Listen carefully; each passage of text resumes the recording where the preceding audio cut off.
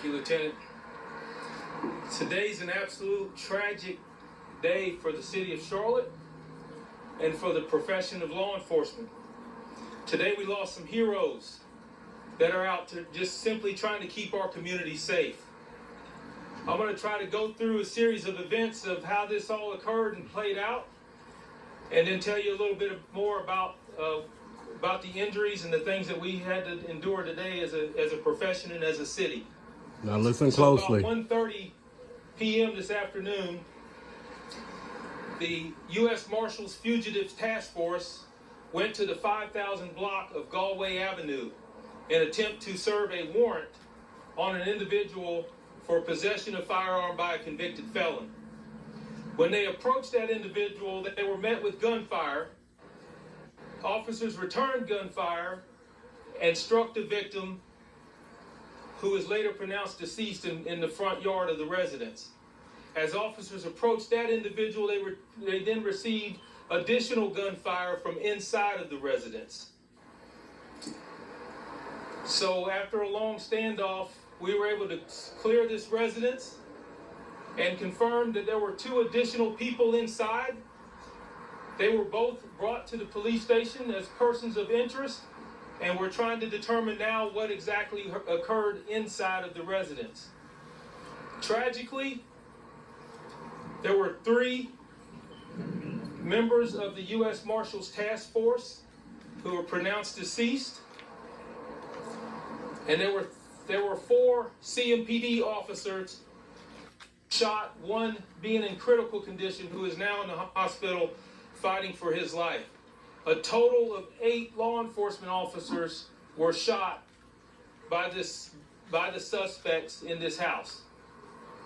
So we are very early in the investigation. CMPD will lead this investigation. We still have a lot to uncover, a lot of questions that are not answered right now. So please respect the fact that I won't be able to answer some of the questions that you're going to have. At the same time, we are going to diligent work on this to ensure that we bring a respect to these officers and these law enforcement officials that lost their lives today. And this is a good example of what we try to tell people every single day, that when we put on this uniform, that we don't have any guarantees that we'll return home. But yet we have a lot of great... Okay, I'm going to pause it there. Now, from what I gather and what we all heard, is it was 3 U.S. Marshals going to serve a warrant for a felon that they say was illegally in possession of a firearm. So the first thing I'm thinking is, okay, that means that they're going somewhere where the guy is supposed to clearly have a gun. Automatically, as an officer, I would think they most likely went with their vests on, because it's a dangerous, high-profile warrant. A person with a gun. You're going to serve a warrant on a person with a gun. A felon. I mean, that's all they're telling us right now. Then somehow, the man that died in the front yard is the actual guy that they were there to serve the warrant on. That means he was already outside of the house. He was outside. He was clear to see. What I'm trying to figure out is, because at first they said that the dead suspect was the one that killed the other 3, but that was an earlier press conference. And everyone kept saying, well, wait, that doesn't make any sense. How did one guy who was outside get the drop on 3 armed marshals with vests on? So this is the second, a couple hours later, this is the second press conference kind of clearing that narrative up, the first narrative, because I'm sure it was kind of crazy in the beginning. Now, what I'm still trying to figure out is, how did someone in the home get such good good aim on the officers, the three marshals? Because remember, the three marshals already dropped the suspect in the front yard. The threat was done. This is the way I'm looking at it. The threat was over. Whether they saw a gun, whether he started firing at them, I mean, we've seen tons and tons and tons of videos. I mean, and again, condolences to everybody who lost their life. This is a horrible, horrible incident. So this is not throwing any shame on the heroic marshals or the officer that lost his life or the heroic actions of the responding officers in North Carolina that, you know, was trying to rush in to help save. And I know we have to go off of what they're telling us, right? Isn't that usually how it is? They're telling us, hey, this is how it happened. The guy in the front yard who's dead, he's the one who started shooting first. He shot at the three marshals. The marshals returned fire and killed him. Camera footage is usually the most truthful in situations like this. But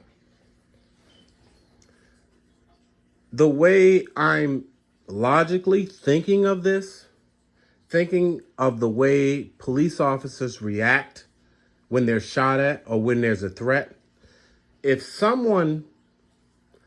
a suspect starts firing at them, this guy in the front yard, this is sort of what this captain is saying.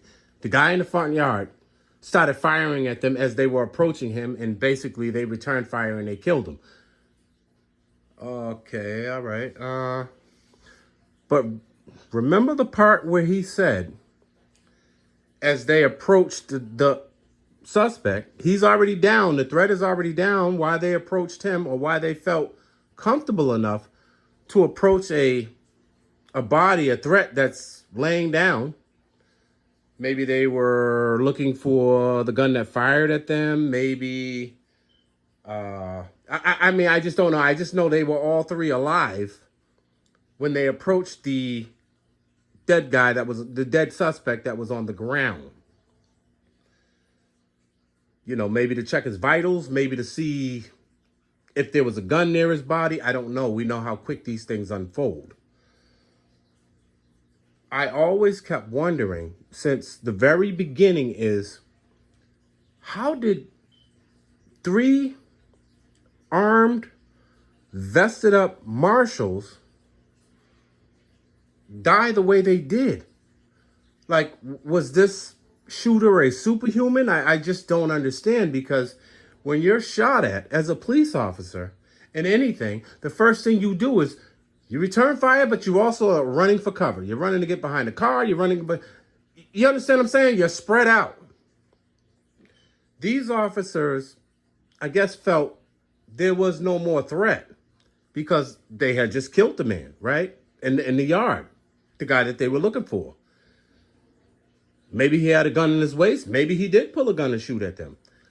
None of us are going to know, right?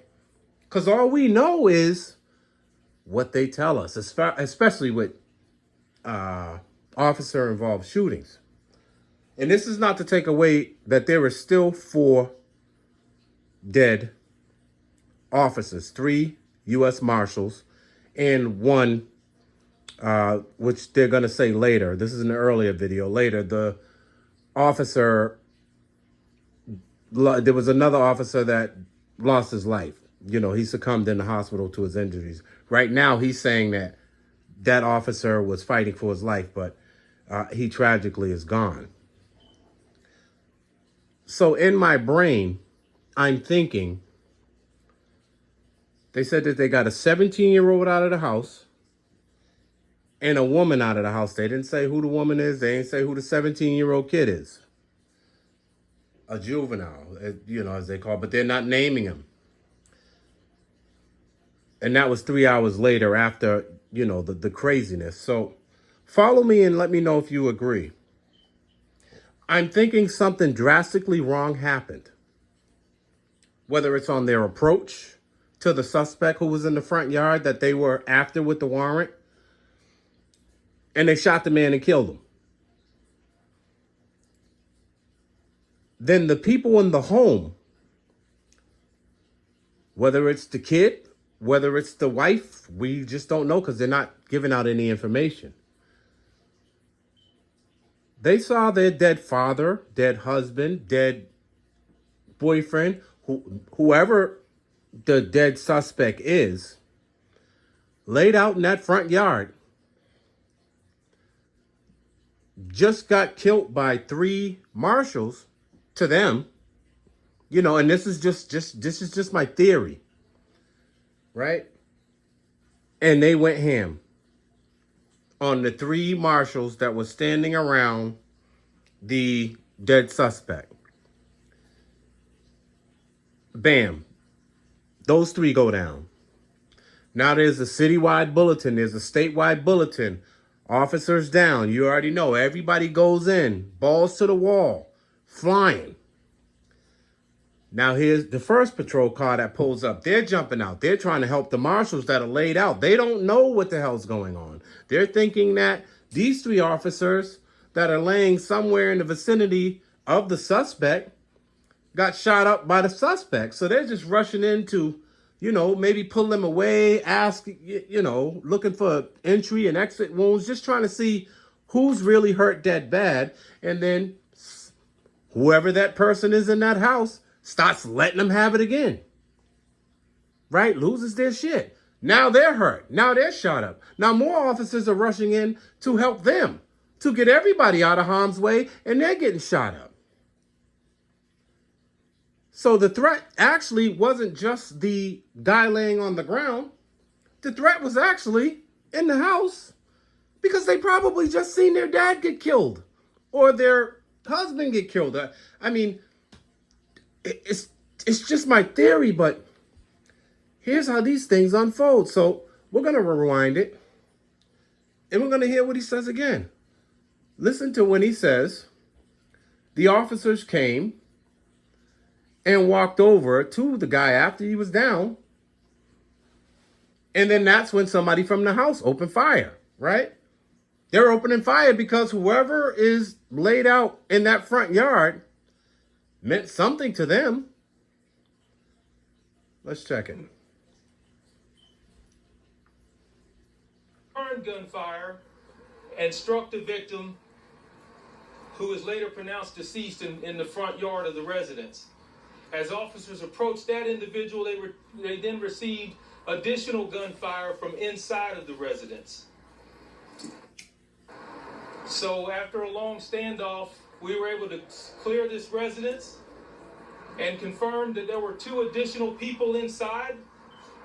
They were both brought to the police station as persons of interest, and we're trying to determine now what exactly occurred inside of the residence. So you see, the only, and it's usually the earliest in situations like this, where you have to listen to, the top brass of a officer-involved shooting, especially something as high profile as 3 marshals and a police officer losing their life. And I mean, condolences to those officers, man, because I can't imagine. But the only sense that I can make of a situation like this is somebody in that house saw this guy get killed on the front lawn and they went apeshit. And from what the news reports are saying, it was a 17-year-old and a woman. They're not saying who the woman is to the dead suspect. They're not saying who the 17-year-old is to the dead suspect. They're just saying there was a high-power rifle in the home and there was a 17-year-old and a woman that was in the home that shot all of these responding cops as well as the U.S. Marshals that just killed the suspect in the front yard that, they're saying they were going to serve a warrant on somebody who is a felon in possession of a gun. I mean, there's so much sometimes to unravel. So that's all I have to say. If you have a different opinion as to how this could have went, and I mean, I don't want to hear all of the people getting in the comments saying, so what? There's still 4 dead officers. That's not what I'm talking about. Condolences to those officers. What I'm trying to do is try to just make sense of the narrative that they're giving us. Because just something's just not fitting. Okay, you're saying that this guy, he's in the front yard. He started firing at 3 officers. They downed him. Okay, we get it. Because earlier, the report was, it was just a back and forth firefight and everybody died. Meaning the suspect died from them returning fire and they all died from the suspect. That was the first version. This is the second version. Then there's a third version. So sometimes I like to jump on the earliest versions because those are the closest to the truth, and then you got to make sense of the rest, if you understand what I'm saying. And like I said, I think that the marshals, God bless them, the 3 marshals, they walked up to serve a warrant on this guy. Whether the guy shot or not, they're going to tell us he shot at him first. I mean, that's just the way police have to handle these things. Not saying that they're telling a story, but there's so many stories like this that have damaged the credibility of when they tell us something. We don't believe a lot until we see camera footage or we see it on camera. Suspects dead in the front yard. Somebody in the house saw that. They walked up trying to secure the suspect, maybe to get a gun, maybe to see if he had a gun. I mean, we don't know. We just don't know. But somebody in that house saw that and they went crazy and started murdering cops. All right, let me know what you think in the comments. Like, subscribe. This was a tough one for me. This was a very tough one for me because in the end, 4 officers, they lost their lives. They're gone. If there was mistakes that happened, they'll never be able to correct them. You get what I mean? I mean, it's just a sad situation all the way around. But that's my theory on it. That's my thoughts. Let me know if you agree or disagree in the comments. And please like and subscribe. And this is Getting to the Business. This is what we do. And I'll see you on the next one.